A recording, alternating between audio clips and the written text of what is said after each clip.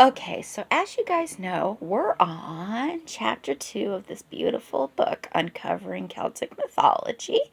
And I'm doing a little bit of light reading like I was yesterday. And I'm now on page 17. And I am reading about the 4 treasures. Okay, so I will start reading to you guys from here. And when I'm done, I will cut the video off and we'll do a little light reading tomorrow. And I will give you guys a glimpse of this book that I have, so you can see it and hopefully enjoy the story as well. Some of the words I have a little bit of trouble pronouncing, but I try to pronounce them as best as I can. So, anyways, let's get started. Okay, on the 4 treasures. The 4 treasures. When the Tooth and Didano took the land from the Firbolg, they brought with them 4 treasures of great significance. Each treasure came from a city, from their original home realm. Each has familial ties and associations. Okay, now we're going to go to first treasure. Right there. Okay, focus. The first treasure came from the great city of Phaleas. It is one of the only treasures that has a location on the earth that is known. Located on the hill of Tara in a country, Meath, Ireland. The stone was said to sing a joyful song when the rightful High King of Ireland stood on the stone. At the same time, it would heal the rightful king, granting him a long life. On an elemental level, the stone is associated with the earth. Oh, come on, come into focus, you damn. Okay. Second treasure. The second treasure, the great spear belonged to Lu, originating from the city of Goris. It was unbeatable and foretold that anyone who fought opposing the spear was doomed to fail, no matter their strength. Even entire armies fell to the power of the spear. Elementally, the spear is connected to the air. It is said that this was the spear that was used to take down Balor, the most powerful warrior of the Formorans, chapter 5.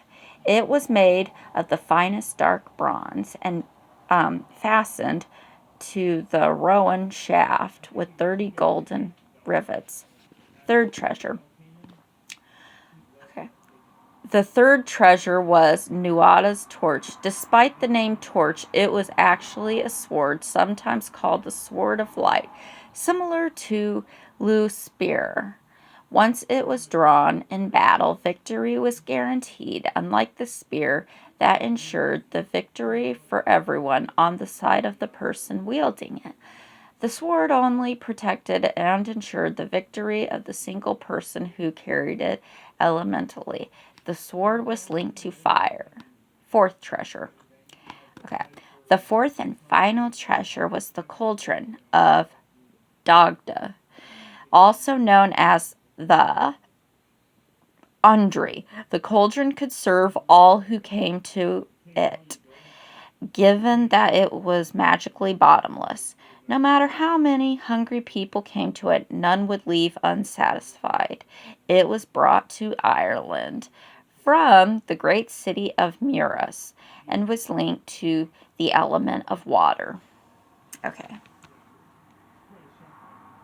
Chapter 3, Celtic Gods and Goddesses.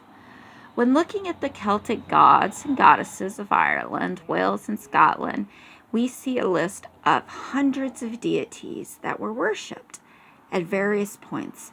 The trouble with this is that aside from a handful of these deities, there is very little known about a large portion of them.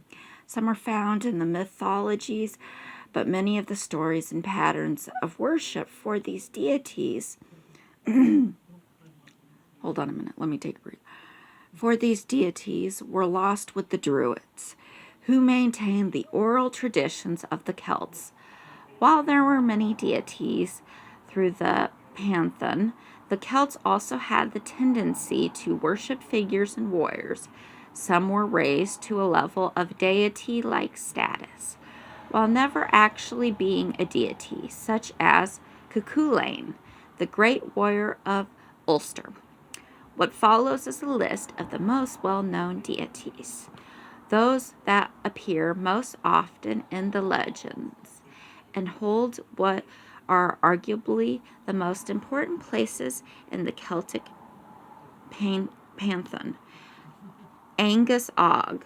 Okay, that's right here that I'm reading. Angus Og. Angus Og was the youthful god of love. He was born from Dagda and the river goddess Bowen. Having an illicit affair, Dagda, once he realized that he may be caught, made the sun stand still for Bowen's entire pregnancy. So Agnes would be born in a day, and hopefully Dagda might not be caught because of his quick conception and birth. Agnes would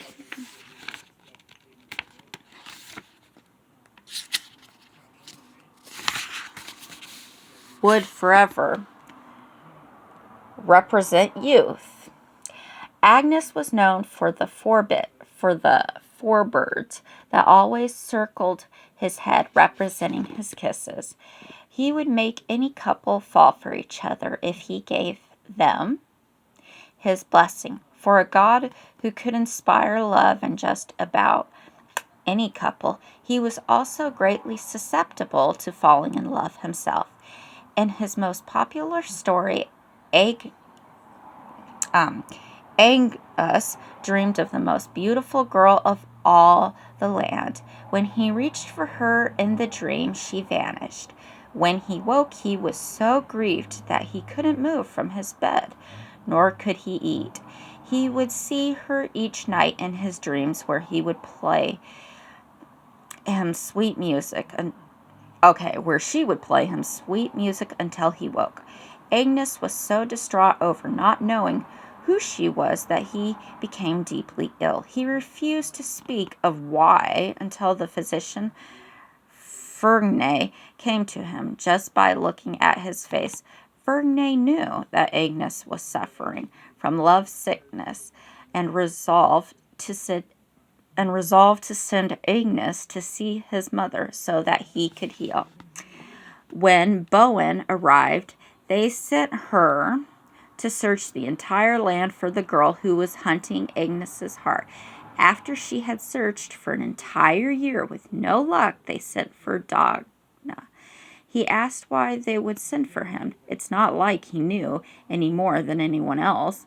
Fergnag told him that as the king of the Sidé, he could send the messengers of Bode, Agnes's brother, to look for the girl of the likeness that Agnes kept seeing in his dreams.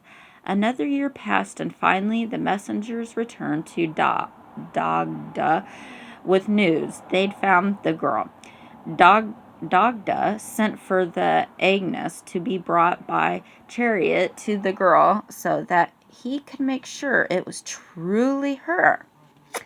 Agnes was brought to a lake where 150 pairs of women sat chained in pairs.